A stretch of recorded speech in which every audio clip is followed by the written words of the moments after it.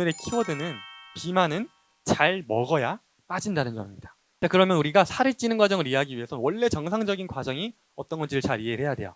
정상적인 에너지 대사 과정을 오늘 한번 좀 어려워요. 이게 저희가 중고등학생 때 다 배웠던 내용인데도 지금 보면 새로우실 수 있거든요. 한번 천천히 이야기를 해볼게요.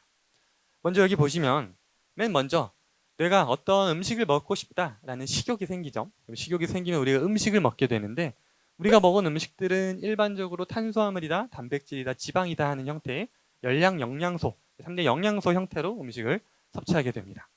그럼 그렇게 먹은 음식이 이제 분해가 돼서 소화가 되고 뭐 간에서 대사를 거치고 혈액으로 이제 들어오게 되는데 보통 포도당, 아미노산 또는 지방산의 글리세롤 형태로 우리가 먹은 영양분들을 분해한 최종 분해 산물 형태로 혈액을 떠돌게 됩니다.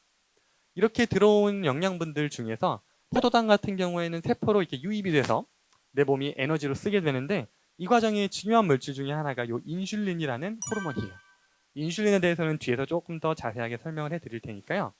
먼저 대략적인 흐름을 보면 내가 먹은 음식물들이 소화가 돼서 혈액까지 유입이 되고 혈액이 유입된 포도당이다, 아미노산이다, 지방산이다 하는 영양분들이 세포까지 들어와서 세포에서 에너지를 쓰게 되고 쓰지 못하고 남은 영양소들, 포도당, 아미노산, 지방산 같은 못 쓰고 남은 영양분들은 또 혈액을 떠돌다가 이제 지방세포의 형태로 내 몸에 저장이 되게 됩니다.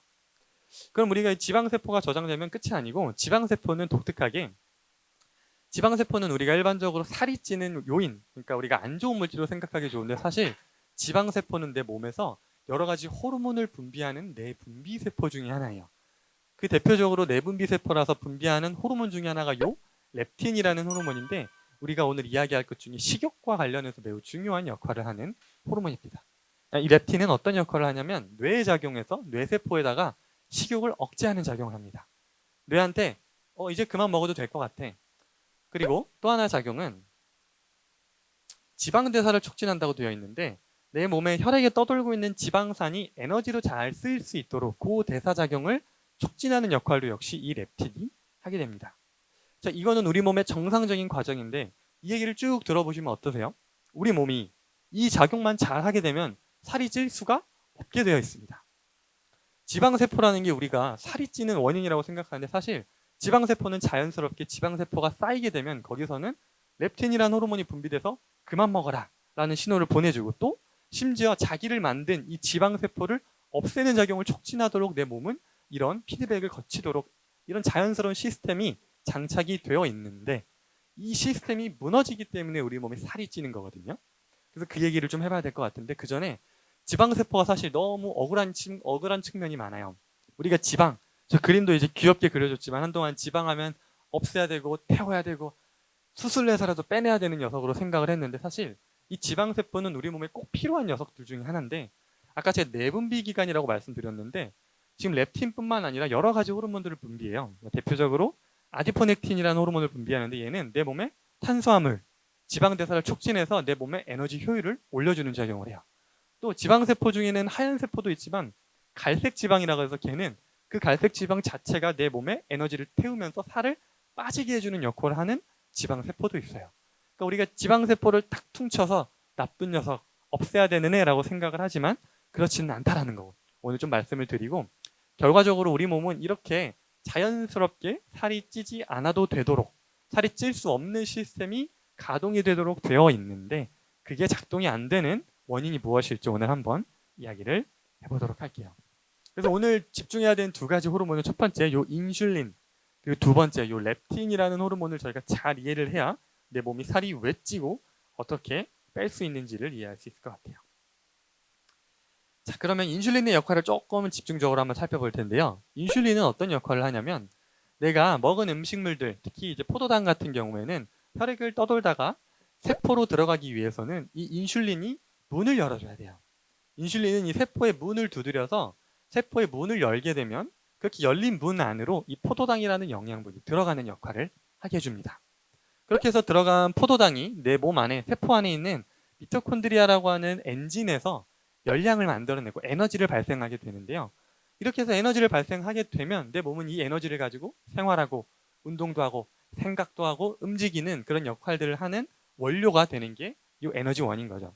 그러니까 이 인슐린이 사실 잘 작동하기만 하면 내 몸은 내가 먹은 영양분들이 잘 세포로 유입이 돼서 세포에서 활용할 수 있도록 되어 있는 건데, 근데 어떠한 요인에서인지 이 미토콘드리아에서 에너지를 만들어내는 과정에서 불완전 연소, 즉 연료를 태우는 과정에서 이상한 문제가 생기면서 완전한 연소가 아니라 불완전한 연소가 일어나는 경우가 있어요.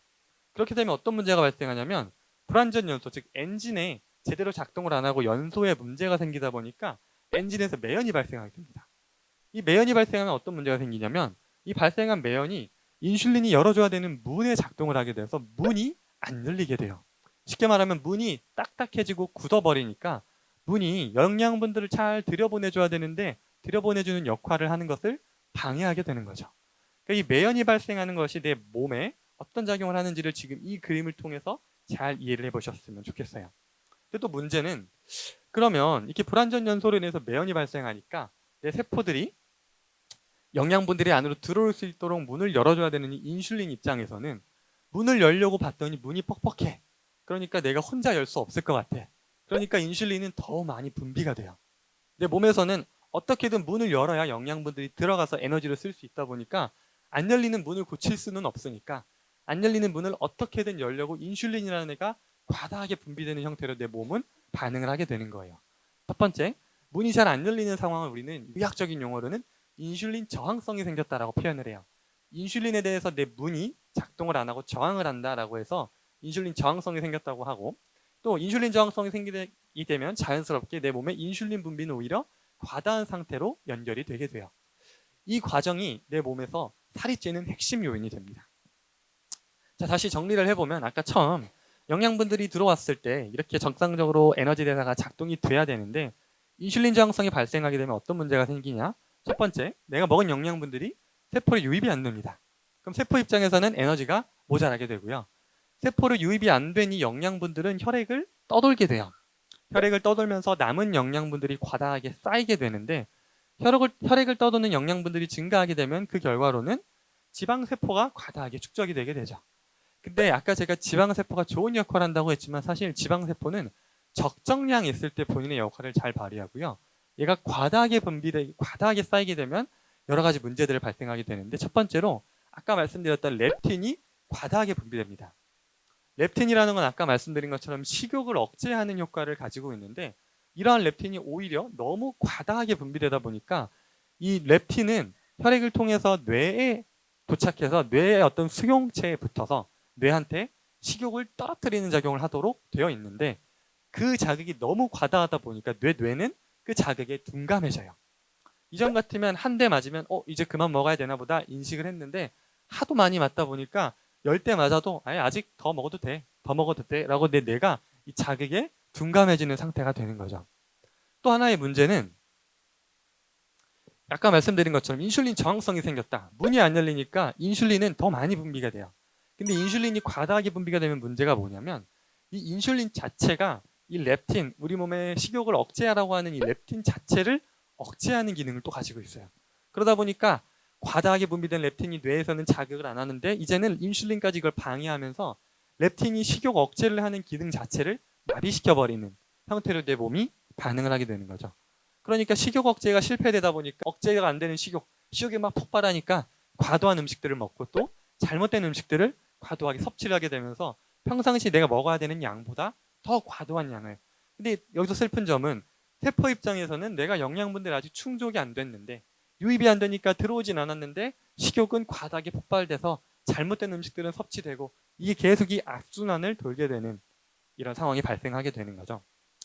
자, 그래서 이거를 다시 정리를 해보면 우리 몸이 살이 찌게 되는 과정을 이렇게 악순환의 과정으로 표현을 해보면 첫 번째, 아까 말씀드린 불완전 연소가 일어나게 됩니다.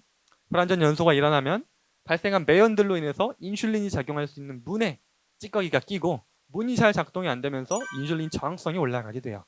인슐린 저항성이 올라가니까 내가 먹은 영양분들을 세포들이 잘 활용하지 못하면서 혈액 속에 떠도는 영양분들이 과다하게 되고 그렇게 과다하게 쌓인 영양분들이 지방세포로 쌓이고 그렇게 쌓인 지방세포들이 렙틴을 또 과다하게 분비하니까 오히려 내 뇌에서는 렙틴에 대해서 저항하는 상태, 렙틴 저항성이 올라가게 되고 렙틴이 기능을 제대로 못하니까 정상적이라면 식욕을 조절하고 억제가 돼야 되는데 식욕이 조절이 안 되고 오히려 식욕이 폭발하는 상황이 생기는 거죠.